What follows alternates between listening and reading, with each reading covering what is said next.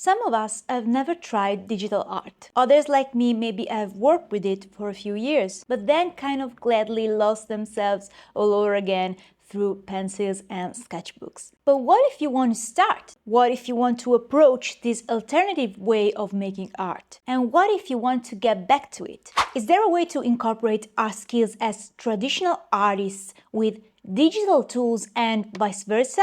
Let's talk about it. Hello, my name is Veronica, aka Vespertilio. I am an Italian comic book author, tarot and oracle deck creator, and your spooky art teacher. I've been working as a comic artist and illustrator since 2018. My very first graphic novel was drawn and inked traditionally and then colored digitally with a very small screenless tablet, while my second graphic novel was entirely done on my iPad. I've been then incorporating traditional and digital art in my work till a couple of years ago I committed to working mainly with my preferred traditional technique, ink on paper. However, digital tools are still relevant in my work. And sometimes I miss the fun I had with them, especially in the coloring process. In one of my last videos, I showed you how to color with acrylic markers, and the truth is that my traditional coloring technique was highly influenced by my digital coloring technique. So today I'm going to share with you 3 exercises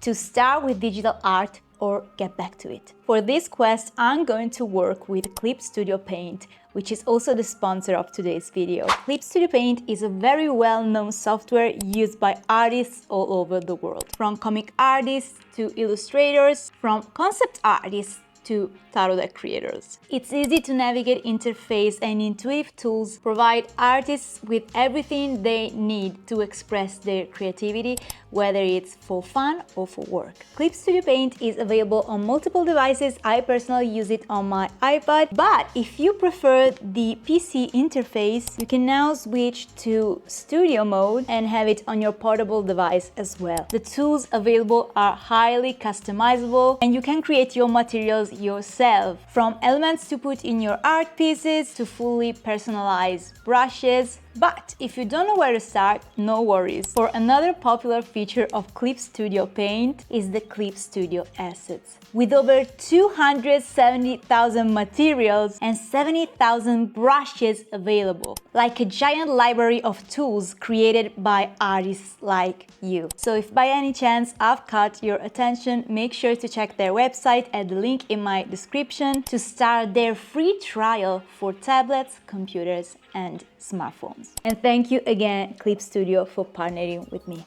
This video is going to be divided into 3 chapters, one for each exercise. Each exercise will be presented with its tutorial, suitable for beginners. I'm going to be working on my iPad in Clip Studio Paint, but even though Clip Studio Paint has some special features that other softwares might not have, I'll make sure to cover all the common steps that you should be able to follow on any software. I understand it's easier to work on a tablet with a screen, but as someone who worked on a tiny screenless tablet for many years, I can assure you that you can try with these exercises even on simpler, older devices. Actually, by getting a very cheap generic stylus, you should be able to follow these steps even on your phone. So with that said, these are the 3 chapters. Number 1, draw like you would on paper. The first time I tried digital art, I felt immediately overwhelmed by the amount of tools available. I tried every single thing. I kept zooming in and zooming out, losing track of the proportions. And my first final result was more confusing than ever. So in this first exercise, we'll start from what we know. You'll get to know your digital tools by doing what you would do on paper. Number 2 is experimenting in small bites. After our first exercise, we should feel more at ease with those unfamiliar settings. So it's now time for the next step. We're going to experiment a little and see which tools are for us and what are the ones that maybe we'll just explore later on. To do so, we're going to start with small, simple shapes for us to feel with our experiments. And number 3 is creating an art piece. Now that we're more familiar with all of those new digital tools, it's time to start putting them to the test. And in this final exercise, I'm going to show you all of the steps of my digital art processes. You'll find the complete timeline with each chapter in the description below. And with that said, let's begin. So let's start with our very first exercise. We're going to click on Draw, and my preferred canvas is A4. I usually work either on a resolution of 300, or if I'm doing a more professional work for a comic book or an Illustrator book, I then work with a resolution of 600. Click OK, and I'll call this exercise 1. Of course, when we work pencil on paper, we have our tools, our sheet of paper, and then we have our pencils or pens. And so we'll need to explore the different brushes we have available. For instance, up here we have the pens, then we have the sketch brushes, these brushes that resemble actual brushes, our erasers, of course. Here we have a lot of tools that we're going to explore in our second exercise. For instance, here we have the pencil. Okay, this already looks very good to me. This looks very realistic, if I have to be honest. Then we have mechanical pencil. Let's try this. Right here you can increase the size of your brush. This one looks pretty good as well. This is so satisfying, and I really love how realistic this looks. We're going to go grab our eraser. Once we've picked our pencil and eraser, it is now just as simple as it sounds. We just need to draw. One extremely important thing to keep in mind is that this does not have to come out perfectly. It doesn't even have to come out good, okay? If it looks ugly, if it looks wrong, if it has a lot of mistakes, it is perfectly okay. The purpose of this exercise is to get to know this surface, basically. We need to get used to the feeling of drawing on a screen to make us used to these tools. So right now we don't have to zoom in or zoom out. We don't have to use different colors. We don't have to use different layers. We just need to draw like we would if this was a regular piece of paper. We can't zoom on a regular piece of paper. We have to get closer to the surface, basically. So that's what we're going to do right now. Quick note, I usually draw without sketching a structure first. I just go straight with what I want to draw. But please, please, please feel free to draw exactly as you would on paper. It might happen while you draw that you accidentally zoom out or zoom in. It is okay. Just put the paper back where it was and keep going.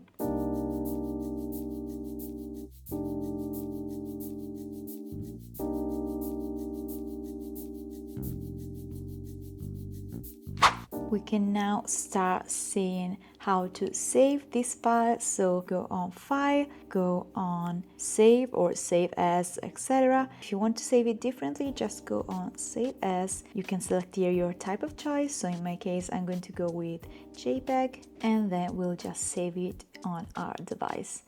Now with that said, we have done our first exercise. This exercise is called experimenting in small bites. We're now going to explore all of our tools and experiment a little with them, but we're going to do it in small shapes. In my case, I like to use circles. We have two ways to draw a circle on Clip Studio Paint. We either do it by hand, they're probably going to look pretty rough. Our alternative is to use this tool right here. Increase the brush size and draw my shape. I'm going to use the lasso tool and select my circle, and then I'm going to hit copy, and then I'm going to take the selection tool and move it right here. Now that we have all of our shapes, it is time for us to start experimenting with them. Have fun and explore all of the tools available, and maybe even note down which are the ones that you really like to use or the ones that you'd like to master even. I want to touch on a couple very interesting features that I have discovered in Clip Studio Paint and that have significantly made my art process easier. Here I have drawn these pretty rough circles, and as you can see, this one in the middle has an open gap. Usually with other softwares, I would have to close this gap to automatically fill this shape. Or else what would happen is that while on these other closed shapes, I'm able to simply fill them with my bucket tool. With this one right here, what would happen is that it would go everywhere.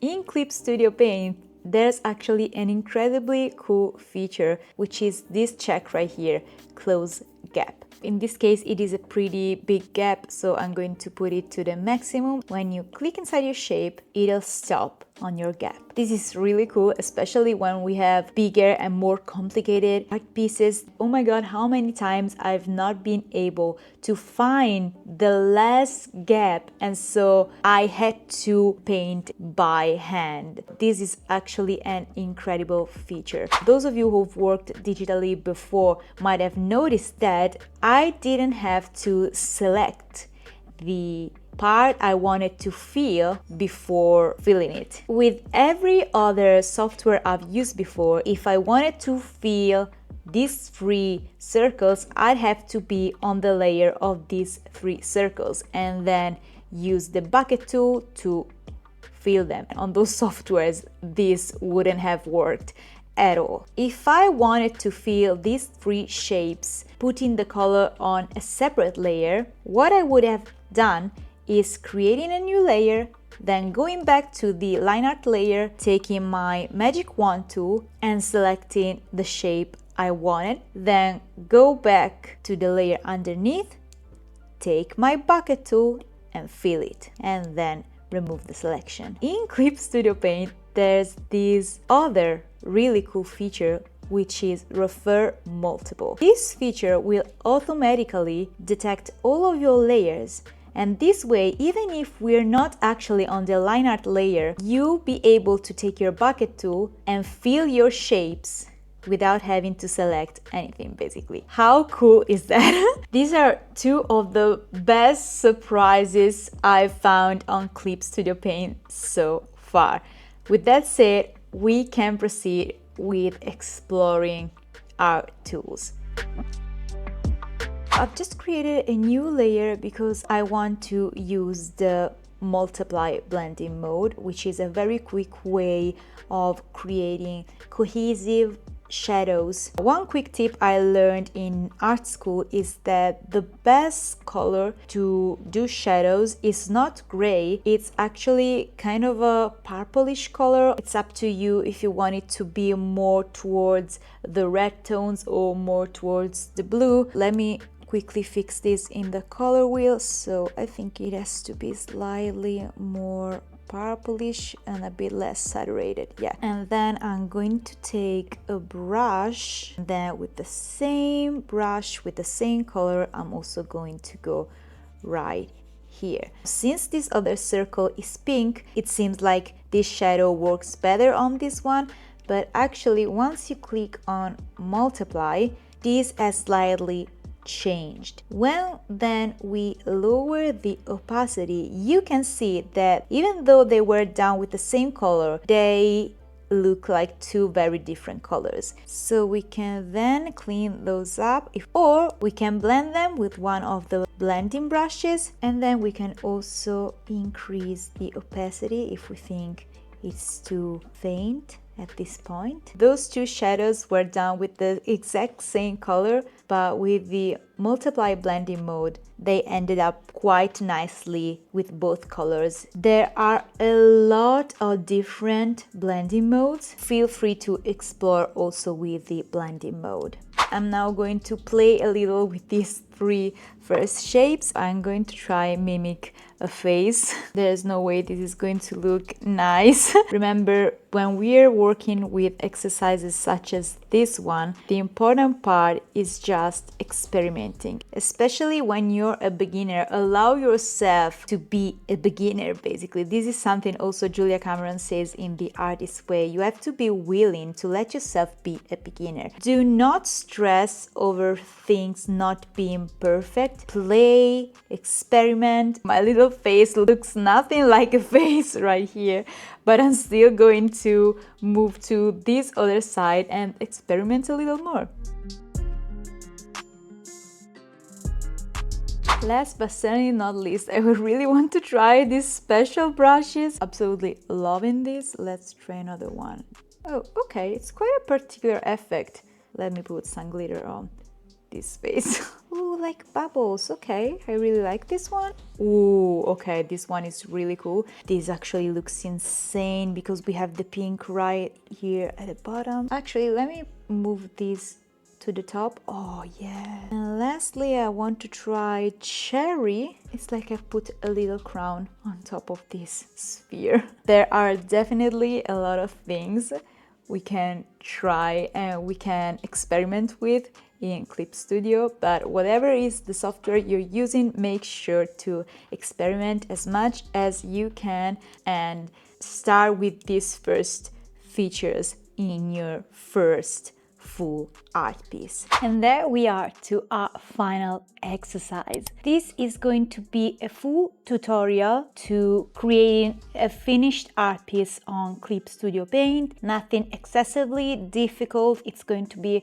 pretty accessible to you no matter your level of skills. This is my preferred way of proceeding with my digital art pieces. I tend to add few more steps, but again, since this is a beginner's guide, we're going to keep it effective but simple. We're going to start by drawing the first sketch for our art piece in this first layer. Feel free to draw whatever you want. This is basically the same thing we did with exercise 1, but this time you can zoom in and out as much as you want. Try to look at your piece from afar as much as possible so that you always have control over proportions more effectively. Before we start, I think it's worth talking about touch gestures settings. What we did earlier in this video was drawing with our pencil and then erasing with our eraser.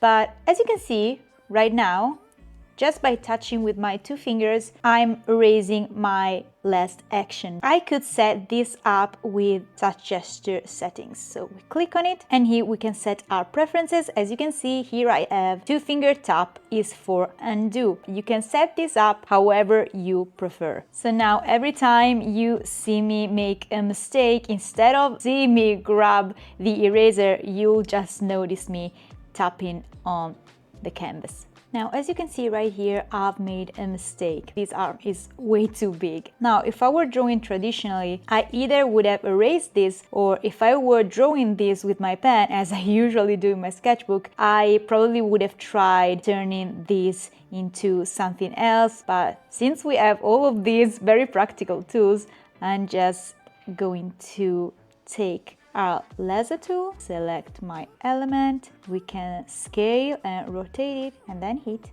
OK and remove the selection.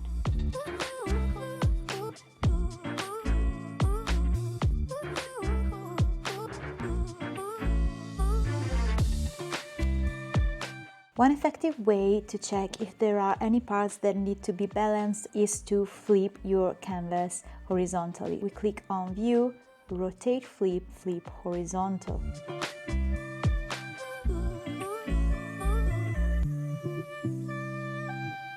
And with that, I think I am ready to start inking my piece. To do so, first we need to create a new layer. Just pick your brush of choice. I personally like to use brushes that resemble fine liners. So in this case, I'm going to go with this one right here, which is Milli Pen. All brushes are highly customizable. And with that said, let's start inking our piece. The best part about inking in Clip Studio Paint is the fact that I don't have to worry about the gaps between the lines, because as we saw in exercise 2, the close gap option is really well done and it is incredibly useful.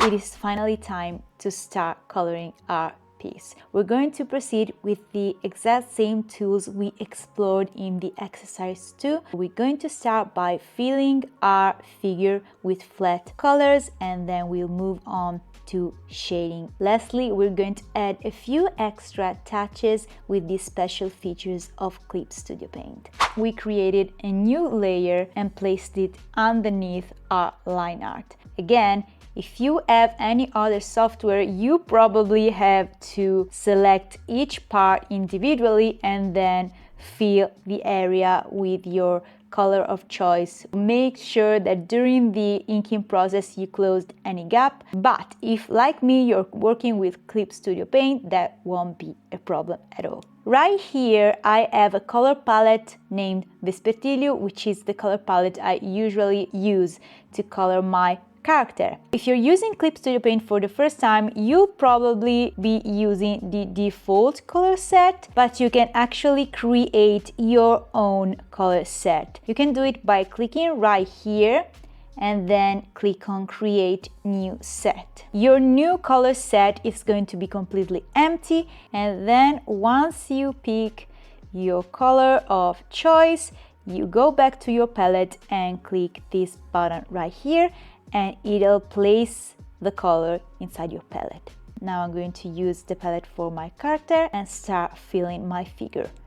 I'm genuinely amazed by how easy Clip Studio Paint made this process. As you can see here, the gaps have gone slightly out. It is way more convenient to just clean up these tiny spots than to have to look for each and every gap in order to fill your figure.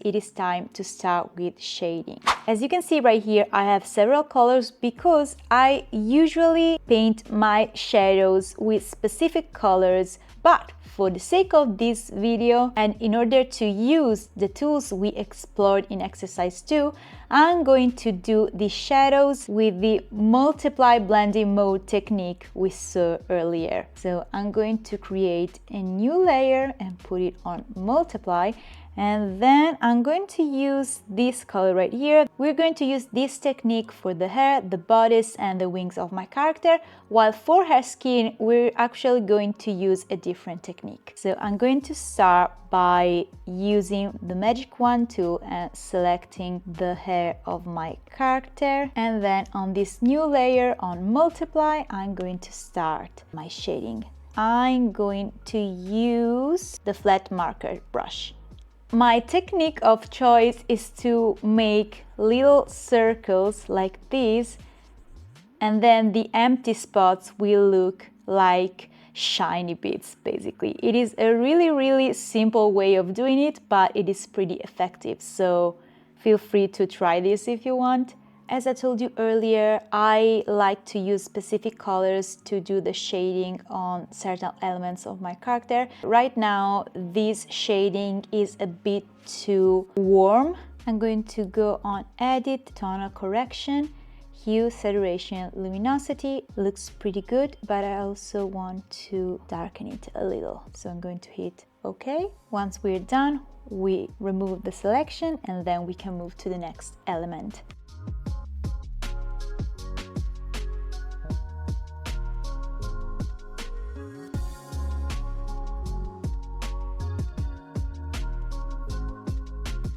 I'm going to show you something slightly different for the skin. The shadows on our skin actually look more saturated in certain points. So a couple of years ago, I started using this very simple trick. We're simply going to take the magic wand, select the parts we want to work on. This time, the blending mode is going to stay on normal.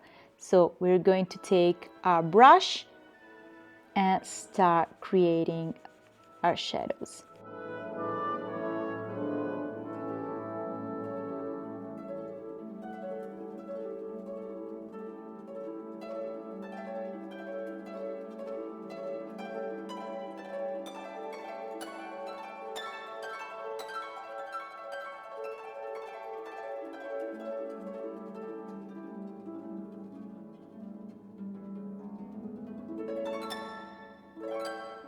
We're going to take the selection tool and select the whole area and just click copy. For now, we're going to remove the selection from the upper layer, and then we're going to go on edit and tonal correction, hue, saturation, luminosity, increase the saturation a bit warmer, okay, enable once again the layer on top, and as you can see, it works really well. But just for the sake of this tutorial, I'm going to show you what to do if you want this lower layer to show up a little bit more. I go on filter, I go on blur, I go on motion blur, and then I'd increase the motion blur so that it shows up a bit more. I'm going to leave it as it is just because it worked really well. We managed to create highlights with shading. However, I like to add more visible highlights to my pieces. So for example, new layer above all of our previous layers.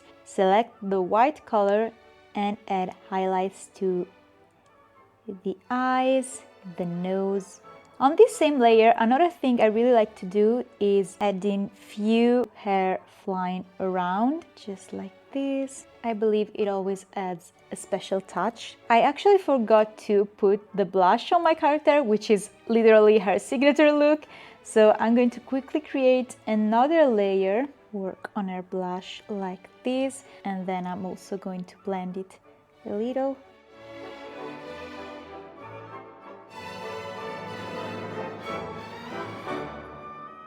Now let's go back to this layer with the tree branches and then create a new layer, and with the same brush we've been using so far, I'm going to take, let's see, this color right here, and yeah, try to work on top of this black color. Okay, I love how those turned out.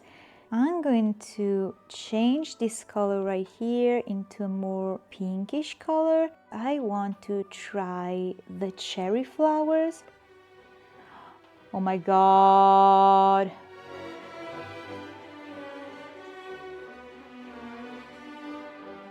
I think I'll blur these flowers, okay? And then I'm going to darken them a tiny bit. I'm going to select those, copy this layer, and then light them up and also add a bit more saturation. I basically want to create two separate layers of flowers. Perfect!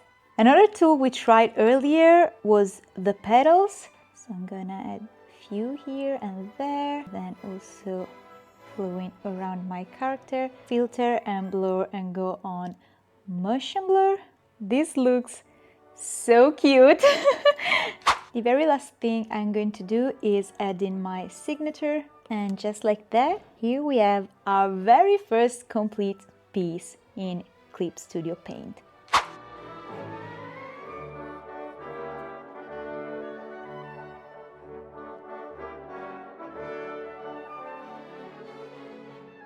And that brings us to the end of this video. Thank you so much for watching. I really hope these exercises were easy to follow. I tried my best to guide you through all the steps in the clearest way possible, but please, if you have any doubts or questions about these processes, feel free to leave a comment below. Also, if you have any suggestions or requests for future videos, please feel free to share those as well. I'm really proud of this final result, and I admit I've grown very fond of Clip Studio Paint, so it's worth reminding you that by checking their website at the link in my description, you'll be able to start your free trial on tablets, computers, and smartphones. With that said, if you wish to help this channel grow, you can simply do it by hitting the subscribe button and liking this video. If you like my art and content, feel free to check all of my social media platforms. And if you'd like to support my work, remember my very first tarot deck, Vesper Tarot, is now available for purchase, and you can get it at the link in my description. If you stayed till this point, thank you very much. I will see you very soon with more art videos. In the meantime, let's make art. Bye!